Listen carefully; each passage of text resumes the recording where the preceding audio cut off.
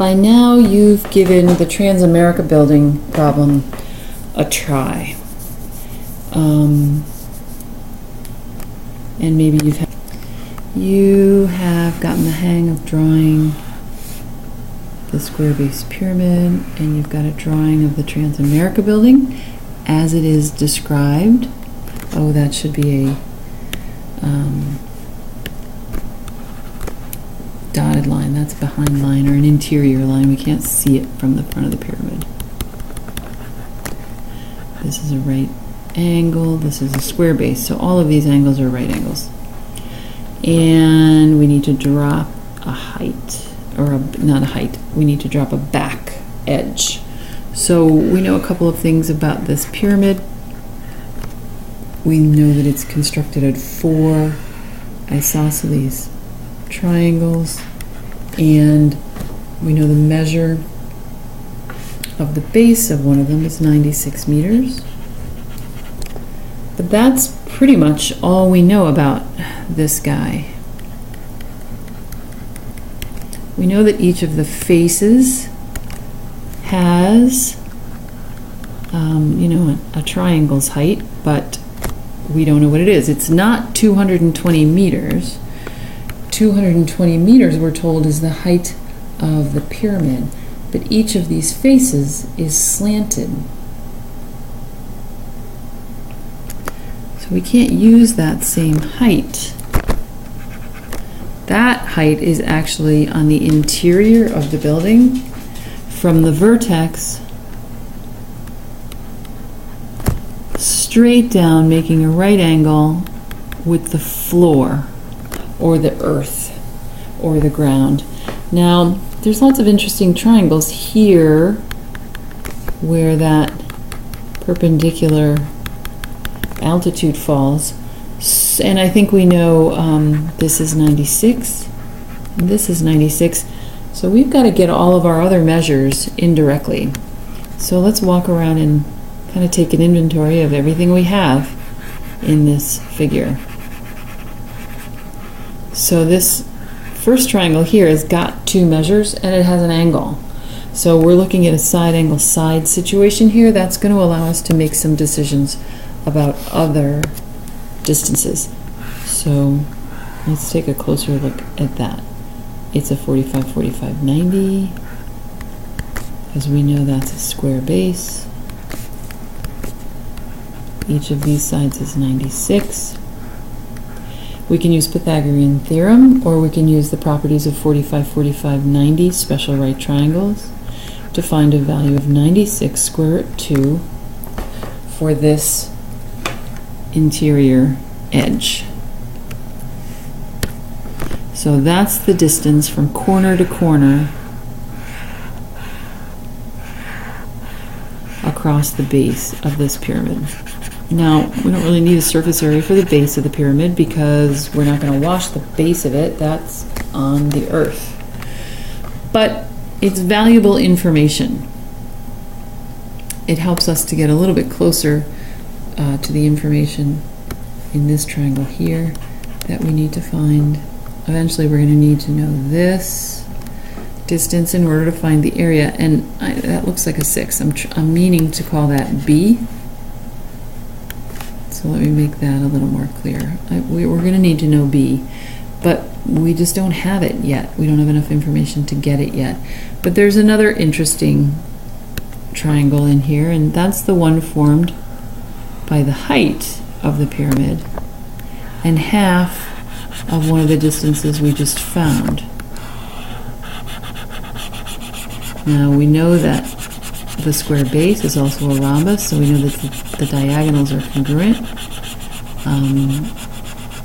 because it's also a rectangle. So we use the property of the rectangle in the square to tell us that the diagonals are congruent, and the property of the rhombus to tell us that the diagonals bisect opposite angles. That's how we found the 45, 45, 90.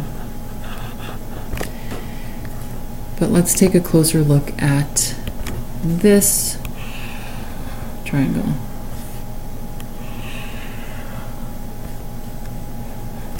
It has a height of 220, and it has a distance right here of half of the square root of 96 square root 2. So we know this is 48 square root 2, which is going to allow us to find this x, which is this right here. So let's remember what triangle we're looking at here. I've taken this piece out of the pyramid and drawn it separately. So this is kind of our third piece of the pyramid that we're going to analyze.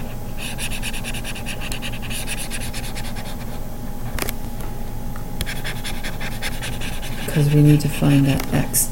And we've got a couple of x's here. So where are all the x's? Let's keep track. X, x. This front edge is an x. This is x. This is x.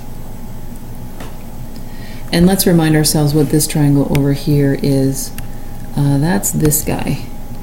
Any one. So far, this green triangle is on the interior of the pyramid. It's created from the height and across the base over to one corner.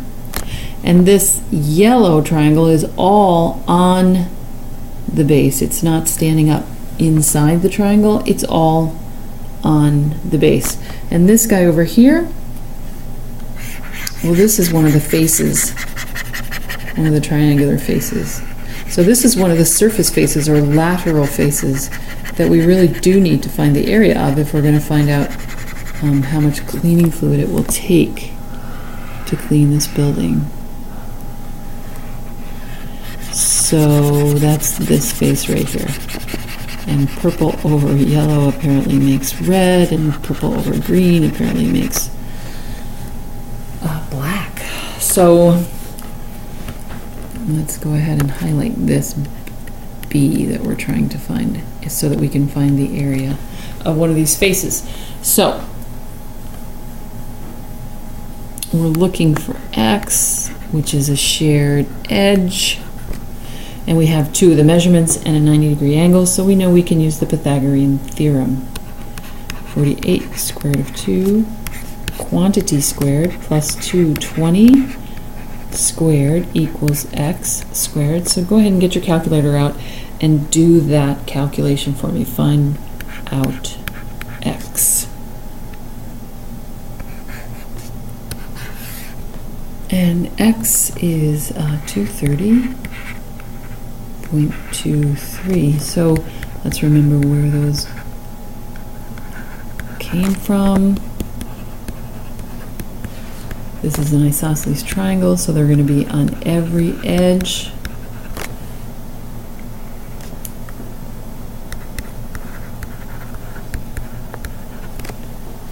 And in all these little breakout drawings too. So now that piece gives us more information towards finding B. So B is equal to, and I want to use just this half of the face, or B, and now 230.23. So this half is coming out. So half of 96, that's 48. So B squared, nope. Let's set that up again. We need 230.23 squared. That's the hypotenuse.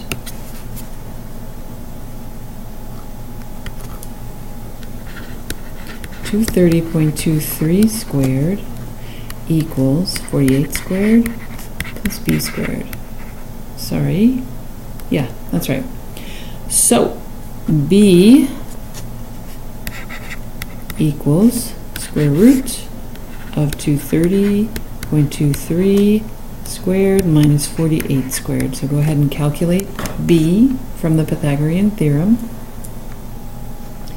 And b is approximately 225.17. So b 225.17, 225.17. Well, that's enough now to help us find the area of one of those four lateral faces.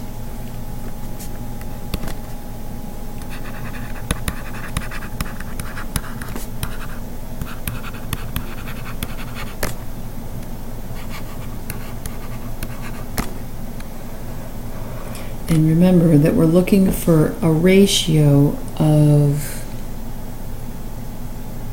1 gallon of cleaning solution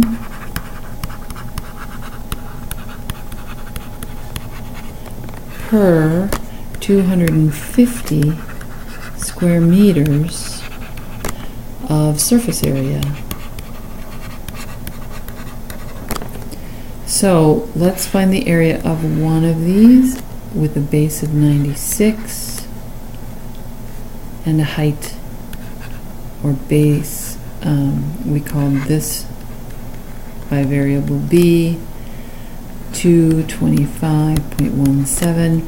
So 1/2 base times height is 96 times 225, 17, and that's the area of one triangle.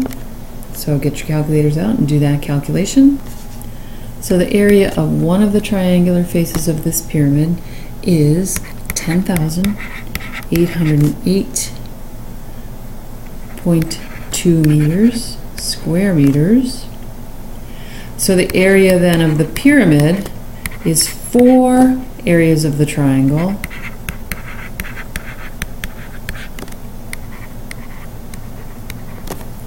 which is 43,232.6. So let's call that 43,233 meters. So if we use 1 gallon for every 250 square meters, we want to know how many gallons we use for 43,233 square meters. So now what do? 250y equals 43,233.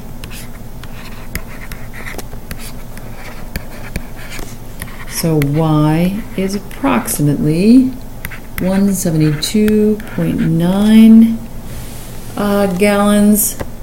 So we're going to need to buy 173 gallons because Home Depot won't let us buy 9/10 of a gallon. So you've got to keep track. You have to draw good diagrams, and you have to use good analysis. So we had a triangle that came from half of the base. That found us our first missing value. We had a triangle that is suspended from the vertex to the center of the floor. That gave us our second edge value. And we had a triangle that was created from one of the faces, and that gave us our third triangle. We cut that in half to find information about a fourth triangle. So there was quite a bit of analysis here for finding out information about this pyramid. The pyramid is a very dynamic figure.